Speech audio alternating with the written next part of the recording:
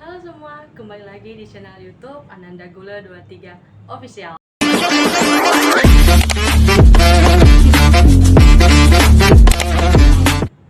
Sebelumnya, perkenalkan nama saya Ananda Putri Martama Gula, NPM 24210007 dari kelas PSM 2401, jurusan Pendidikan Teknologi dan Informasi, Fakultas Keguruan dan Ilmu Pendidikan di Universitas Budi Dharma Medan. Nah, pada kesempatan kali ini saya akan mempresentasikan materi tentang client server yang merupakan salah satu materi paling menarik dalam mata kuliah Software Installation and Network yang diampu oleh dosen Bapak Abdul Sadi Sembiring, Skom Mkom. Sebelum masuk ke pembahasan inti, saya ingin mengajak teman-teman semua untuk membayangkan sesuatu yang sebenarnya sudah kita lakukan setiap hari tanpa kita sadari. Yang mana setiap kali kita membuka Instagram, mengirim pesan melalui WhatsApp, atau sekedar mencari sesuatu di Google, sebenarnya di balik layar sedang terjadi sebuah komunikasi antara dua pihak. Satu pihak yang meminta dan satu pihak yang melayani. Nah, pola komunikasi seperti inilah yang akan menjadi inti dari materi saya pada hari ini, yaitu arsitektur client server.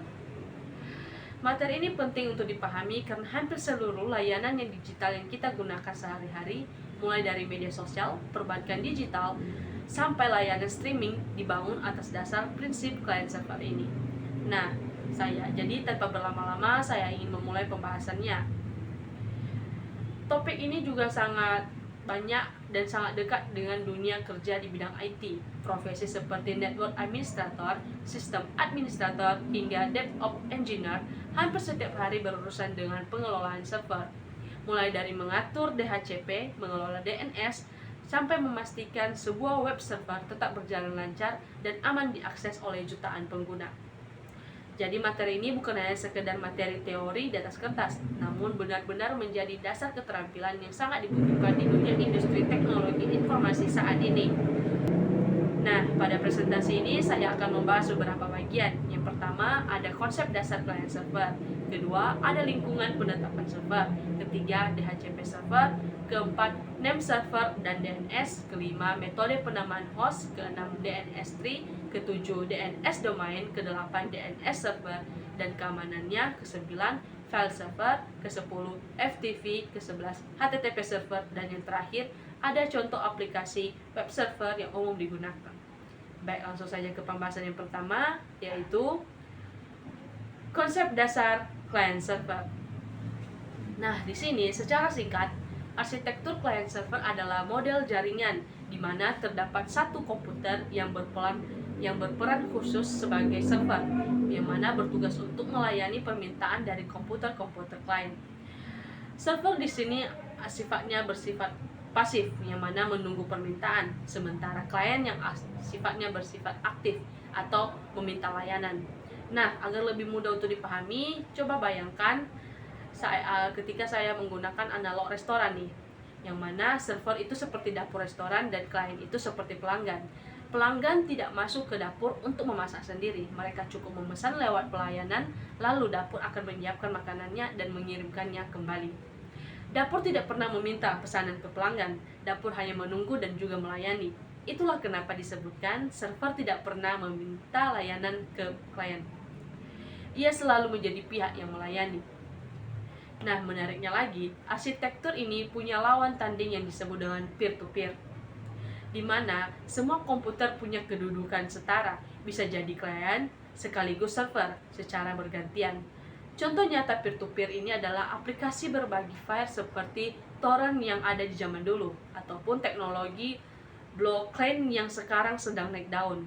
Nah, dibandingkan dengan peer-to-peer, server client lebih mudah dikontrol dan diamankan karena terpusat.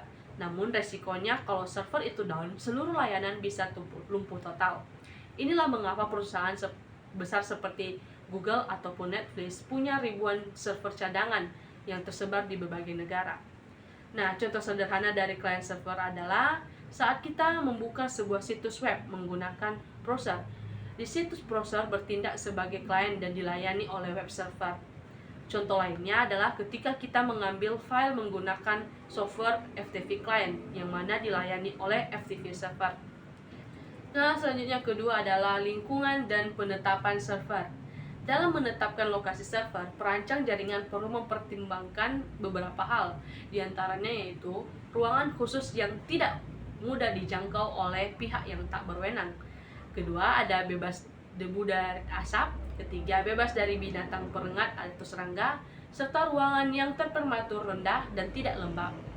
Nah, ini di dunia industri sangat khusus, ini punya nama resmi yaitu data center, dan ternyata ada standar internasionalnya. Salah satu yang paling terkenal adalah standar ASER, yang mana merekomendasikan suhu ruangan server idealnya berada di kisaran 18-27 derajat Celcius dengan kelembapan relatif sekitar 40-80%. Kalau suhu terlalu panas, komponen elektronik di server bisa cepat rusak. Kalau kelembapannya terlalu tinggi, bisa memicu korsleting listrik. Nah, selain itu, ada juga sistem klarifikasi data center yang disebut dengan tier, mulai dari tier 1 sampai tier dengan tier 4. Yang mana semakin tinggi tiernya, semakin banyak sistem cadangan yang dimilikinya. Misalnya, sumber listrik ganda, generator diesel cadangan, hingga sistem pemadaman kebakaran berbasis gas yang tidak merusak perangkat elektronik, bukan air dan juga bukan busa biasa. Data center kelas tier 4 ini bahkan diklaim punya tingkat uptime atau waktu aktif hingga 900.000% dalam setahun, yang berarti downtime-nya kurang dari setengah jam per tahunnya. Nah, keamanan fisik juga jadi perhatian serius. Banyak data center modern menerapkan akses biometrik seperti sidik jari atau pemindah retina, kamera CCTV 24 jam, bahkan mentrap atau pintu ganda yang hanya bisa dilewati satu orang dan dalam satu waktu. Jadi, poin ruangan khusus ini tidak mudah dijangkau di modul, yang mana ini menjadi standar keamanan fisik data center kelas dunia yang sudah ditetapkan perusahaan-perusahaan besar. Ketiga adalah DHCP server. DHCP server adalah komputer server yang digunakan untuk memberikan layanan konfigurasi kepada host-host dalam sebuah jaringan, sehingga administrasi jaringan tidak perlu dilakukan secara manual satu persatu. Nah, supaya lebih paham cara kerjanya nih, DHCP itu bekerja lewat proses yang bisa disingkat DORA: Discover, Offer, Request, dan Acknowledge. Jadi, ketika perangkat baru masuk ke jaringan, ia akan berteriak ke seluruh jaringan mencari DHCP server atau discover. Lalu DHCP server menawarkan alamat IP yang tersedia atau offer.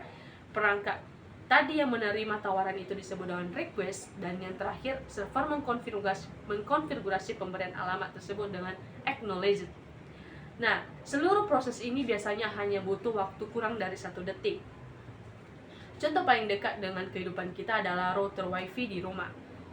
Router itu sebenarnya menjalankan fungsi DHCP server kecil-kecilan yang berbagi lewat IP otomatis ke HP dan laptop kita ketika kita terhubung dengan WiFi. Itulah sebabnya kita tidak perlu mengatur alamat IP manual setiap kali connect dengan WiFi baru yang kita munculkan. DHCP server juga mengenal istilah last time, yaitu jangka waktu sebuah alamat IP dipinjamkan ke perangkat sebelum harus diperbaharui lagi. Biasanya berkisar dari beberapa jam setelah beberapa hari tergantung konfigurasi administratornya. Keempat adalah name server dan resolusi name. Name server adalah program atau komputer server yang mengimplementasikan protokol resolusi name, yaitu meletakkan nama yang mudah dipahami manusia menjadi kode yang dapat dimengerti komputer, misalnya alamat IP. Name server paling terkenal adalah DNS atau Domain Name System. Analogi yang paling pas untuk DNS adalah buku, telepon, atau kontak di HP kita. Kita tidak perlu menghafal nomor telepon teman kita satu persatu. Kita cukup menyimpan namanya, lalu HP akan mencarikan nomornya. Nah, DNS berperan persis seperti itu untuk internet. Kita cukup mengetik nama domain seperti youtube.com atau DNS sehingga DNS akan mencarikan alamat IP aslinya di belakang layar. Nah, proses pencarian ini sebenarnya melibatkan 2 jenis server, resolver rekursif dan resolver otoritatif. Resolver rekursif ini seperti asisten pribadi yang mencarikan jawaban untuk kita, sementara server otoritatif adalah sumber jawaban yang sebenarnya. Untuk mempercepat proses ini, hasil pencariannya biasanya disimpan sementara di dalam bentuk chats, sehingga permintaan berikutnya ke domain yang lebih Sama bisa dijawab lebih cepat tanpa perlu bertanya ulang lagi dari awal. Nah, di dunia nyata, ada layanan DNS publik gratis yang cukup populer, misalnya Google Public DNS dengan alamat 8.8.8 dengan Couchbase dengan alamat 1.1.1.1 yang mengklaim sebagai salah satu DNS tercepat di dunia. Belakangannya juga berkembang teknologi DNS server, HTTPS, dan DNS over TLS yang mengenkripsi proses pencarian nama domain supaya tidak bisa disadap oleh pihak ketiga, karena secara default protokol DNS selama itu tidak terenkripsi secara detail. Metode selanjutnya adalah metode penamaan host. Terdapat dua metode penamaan host, yaitu penamaan statis menggunakan file host txt dan penamaan berdasarkan domain menggunakan DNS. File host cocok untuk jaringan kecil karena harus disalin manual setiap komputer. Menariknya, metode file host txt ini bukan sekedar teori, tapi benar-benar dipakai dari awal sejarah internet, tepatnya di jaringan ARPANET sebelum DNS ditemukan. Saat itu, satu lembaga bernama Srinets bertugas mengelola satu file host txt pusat yang berisi seluruh nama komputer di jaringan, dan setiap administrator harus mengunduh salinan terbaru secara berkala. Nah, bayangkan waktu itu jumlah komputer yang terhubung ke ARPANET masih terhitung ratusan. Begitu internet muncul dan berkembang pesat di awal tahun 1980-an, metode satu ini, file pusat ini menjadi sangat jelas dan tidak lagi memungkinkan karena terlalu berat dan sangat lambat untuk diperbaharui. Nah, dari situlah pada tahun 1983 muncullah DNS sebagai solusi yang lebih terdesentralisir dan bisa dijalankan jutaan, bahkan banyaknya domain sampai sekarang. Selanjutnya ada yang keenam adalah DNS tree dan root server. DNS menggunakan struktur database hierarki berbentuk pohon atau tree, dimulai dari root, lalu first level domain atau top level domain, kemudian second level domain, third level domain, dan seterusnya sampai node terluar. Yang menarik, di puncak hierarki DNS di dunia ini ada yang disebut root server, dan sebenarnya hanya ada 3 alamat server root yang logis di seluruh dunia yang dikelola oleh berbagai organisasi termasuk ICANN. Tapi tenang, meskipun cuma 13 alamat secara fisik, jumlahnya ribuan server yang terbesar dan banyak di negara ini berkaitan dengan teknologi bernama Nscape yang memungkinkan satu alamat yang dilayani oleh banyak lokasi server sekaligus, sehingga permintaan pengguna akan diarahkan ke server terdekat secara otomatis. ICANN sendiri adalah organisasi nirlaba internasional yang mengatur keseluruhan sistem penamaan domain dan alokasi alamat IP di seluruh dunia, semacam pemerintahan dari sistem DNS global, yang mana setiap negara biasanya punya mitra global yang mengelola domain negaranya masing-masing. Contohnya, untuk Indonesia ada PANDI, singkatan dari Pengelolaan Nama Domain Internet Indonesia, yang mengelola domain berakhiran .id. Ketujuh, DNS domain atau top level domain.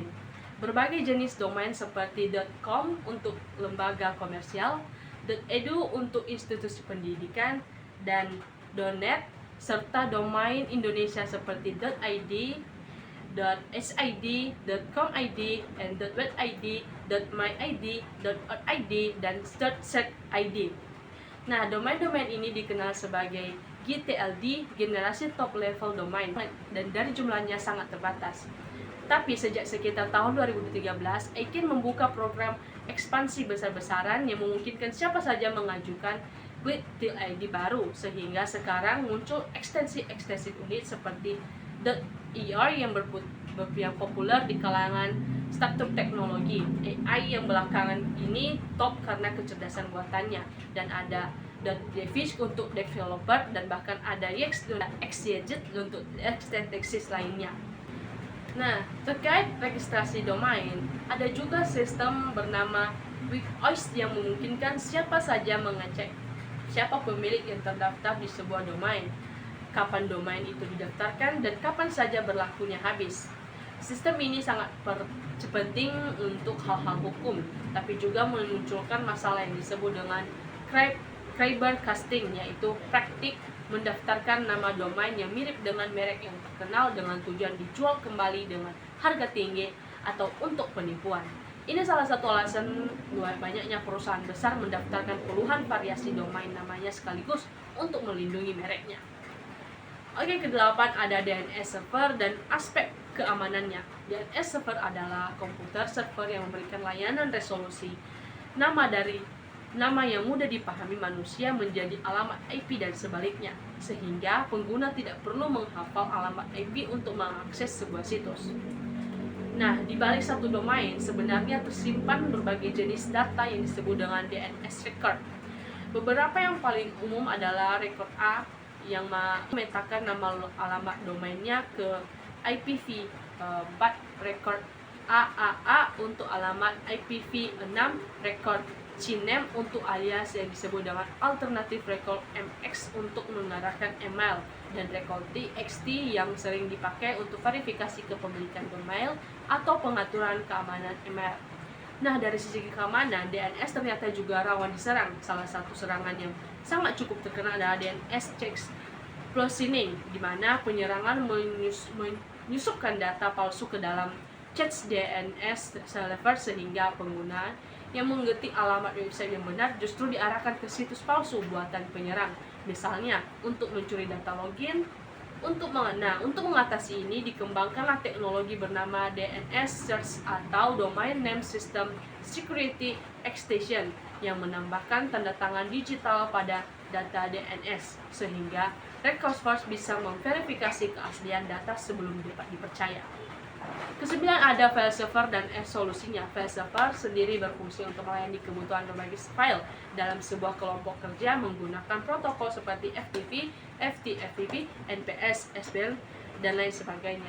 Nah, menariknya konsep file server tradisional ini sekarang masih bergeser ke layanan cloud seperti Google Drive, Dropbox, ataupun Microsoft OneDrive. Secara prinsipnya, cara kerja ini tetap sama seperti dengan file server, yaitu ada server pusat yang menyimpan file dan ada klien yang mengakses lewat internet. Hanya saja, sekarang lebih mudah dapat diakses di mana saja dan harus terhubung dengan jaringan lokal kantor. Nah, ada juga istilah NAS, singkatan dari Network Attached Storage, dan SAN, Storage Area Network. Nah, yang keduanya adalah bentuk file server skala menengah sampai besar yang sering dipakai oleh perusahaan. Bedanya, NAS ini biasanya lebih sederhana dan dapat diakses seperti folder biasa lewat jaringan. Sementara SAN dirancang untuk performa tinggi dan biasanya dipakai untuk kebutuhan database atau server skala enterprise. Ke-10 adalah ada materi FTP secara lebih mendalam. Nah, yang mana FTP atau File Transfer Protocol ini digunakan untuk operasi file dasar dan transfer file pada file jaringan baik yang diupload maupun download menggunakan protokol TCP dengan dua nomor port yaitu 2 dan 1 untuk kendali koneksi dan port 20 untuk transfer file. FTP sebenarnya punya dua metode koneksi yaitu metode aktif dan metode pasif yang berbeda dalam cara membuka koneksi data antara klien dan juga server, terutama terkait bagaimana keduanya menerima firewall atau NAT. Tapi yang lebih penting untuk diketahui adalah FTP tradisional yang punya kelemahan besar dari sisi keamanan, yaitu username dan password yang dikirim dalam bentuk teks polos tanpa encrypt sehingga sangat rawan untuk disadap. Karena itu di dunia profesional sekarang, FTP polos sudah banyak ditinggalkan dan digantikan dengan SSFTP yang berjalan di atas protokol SSH terencrypt atau FTPS yang menambahkan lapisan encrypt LLS, TLS, dan ke FTP biasa. Oke, selanjutnya ada HTTP server dan evolusi web modern. HTTP server bertugas untuk menerima permintaan HTTP dari klien untuk menampilkan situs web dengan beberapa kualifikasi seperti web server, team server, professional server, dan executable HTTP server. Salah satu yang paling penting adalah perbedaannya HTTP dan HTTPS. Huruf S yang di belakangnya. HTTPS berarti request, artinya komunikasi antara browser dan server di-encrypt menggunakan protokol TLS. Nah, sejak sekitar tahun 2018, browser seperti Chrome bahkan menandai situs yang masih pakai HTTP biasanya tidak aman, sehingga sekarang HTTPS sudah menjadi standar wajib. apalagi untuk situs yang menangani data sensitif seperti login ataupun pembayaran. Nah, di balik satu web server besar biasanya tidak hanya ada satu HTTP server saja, melainkan puluhan atau bahkan ribuan server yang bekerja sama, diatur oleh sebuah komponen bernama load balance yang berbagi rata beban permintaan supaya tidak ada satu server pun yang berkelebihan beban. Selain itu, ada juga konsep reference proxy, contohnya di perangkat lunak bernama NIC yang berfungsi sebagai gerbang depan yang menerima semua permintaan sebelum diteruskan ke server sebenarnya di belakangnya. Nah, dan untuk mempercepat akses penggunaan dari berbagai belahan dunia, banyak situs besar menggunakan layanan CND atau Connection Delivery Network seperti Cloudflare atau Akademi yang menyimpan salinan konten di berbagai lokasi server yang tersebar secara geografis, sehingga penggunaan selalu diarahkan ke server terdekat dari lokasinya. Selanjutnya ada contoh aplikasi web server. Nah, beberapa contoh aplikasi web server yaitu Apex HTTP Server, ada juga Apex Tomats dan Microsoft Internet Information Service atau IIS. Nah, kalau kita lihat dari data pangsa pasar web server di dunia saat ini, sebenarnya peta persaingannya sudah sangat banyak berubah dibandingkan beberapa tahun yang lalu.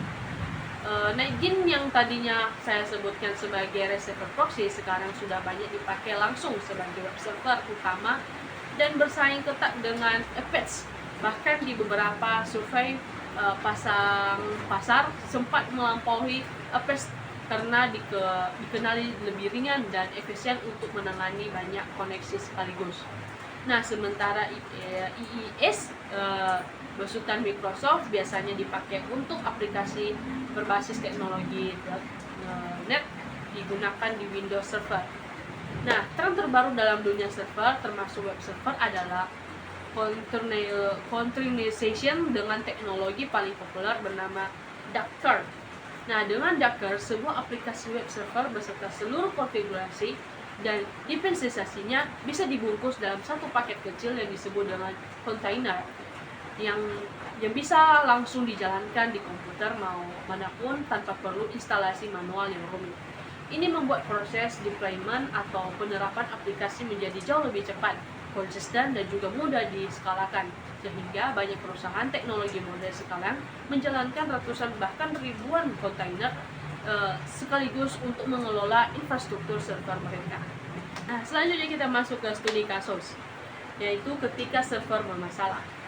Sebelum masuk ke penutupnya, saya ingin berbagi satu contoh kisah nyata betapa pentingnya arsitektur client server dan DNS ini berjalan dengan baik. Pada bulan Oktober tahun 2021, Facebook beserta Instagram dan WhatsApp mengalami gangguan besar selama sekitar 6 jam.